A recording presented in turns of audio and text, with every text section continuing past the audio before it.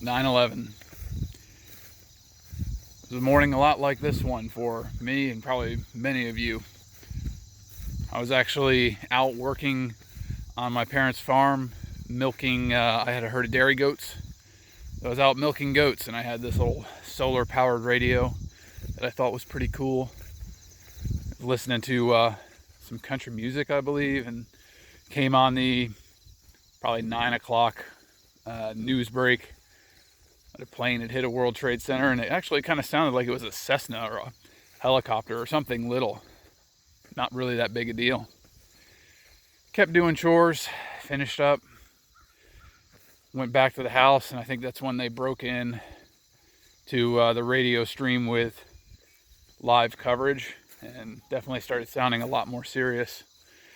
We didn't have a TV in my parents' house, so we walked up the road to our neighbor's place and walked in, knocked on their door. They knew why we were there.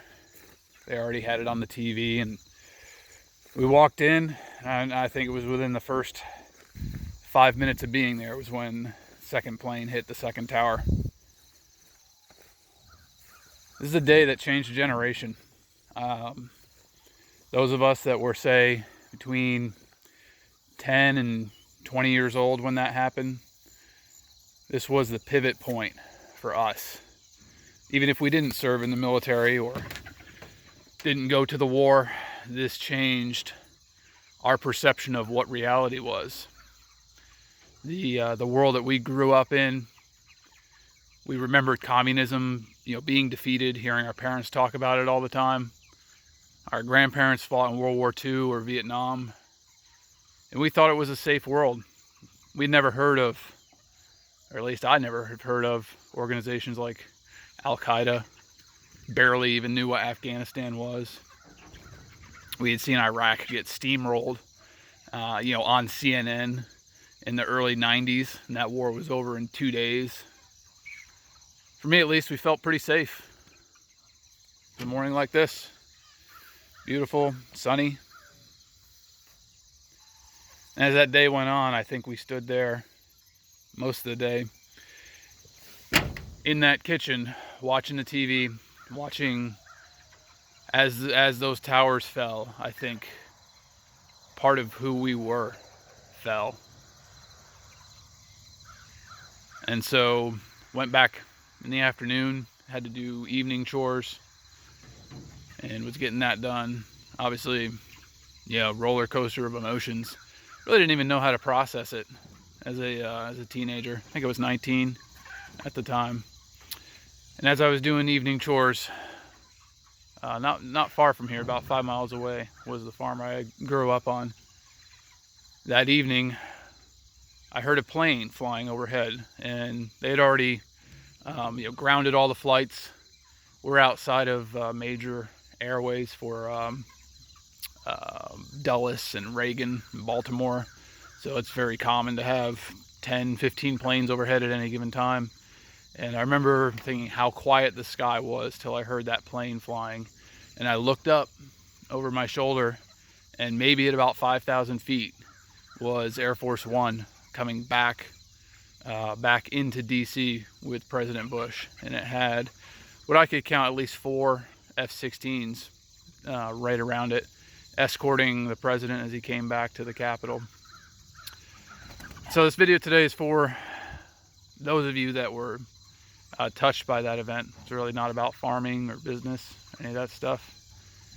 This is about that day that changed the world for all of us. Some of us did join the military, and we went and fought in wars that we're still fighting to this day.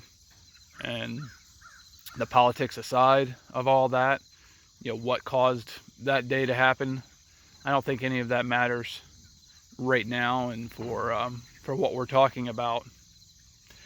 And it's changed every fall when this day comes around. Some years it's just been another day that I work and don't really think much about it. Other years I've watched videos for hours on end, reliving that day and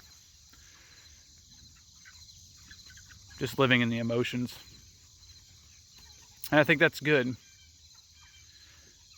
We need to, there's a dichotomy to this, and that's the point I really wanted to make, that we should never forget that that happened, and the sacrifice that was made by first responders responding to it, by brothers and sisters who have given all in the fight against this evil over the last 18 years.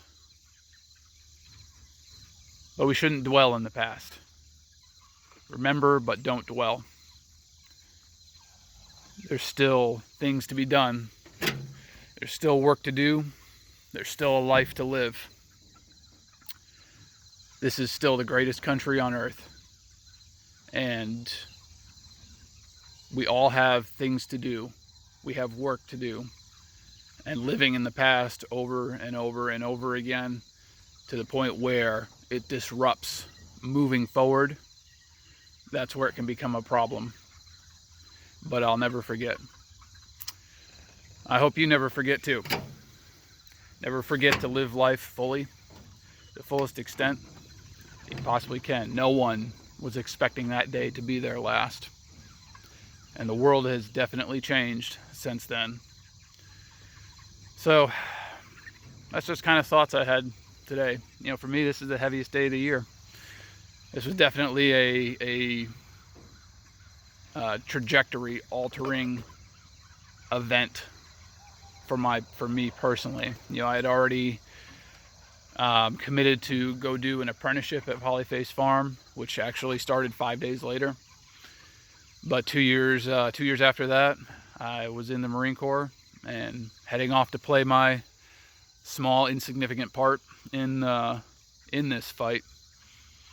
And for many of my brothers and sisters who served in that war and are continuing to serve, we all remember this day vividly. So, whatever you are, whatever you're doing, if you're still in, if you're on the farm, if you're getting after it with your job, remember this day and remember to move out and move forward, because we've still got work to do.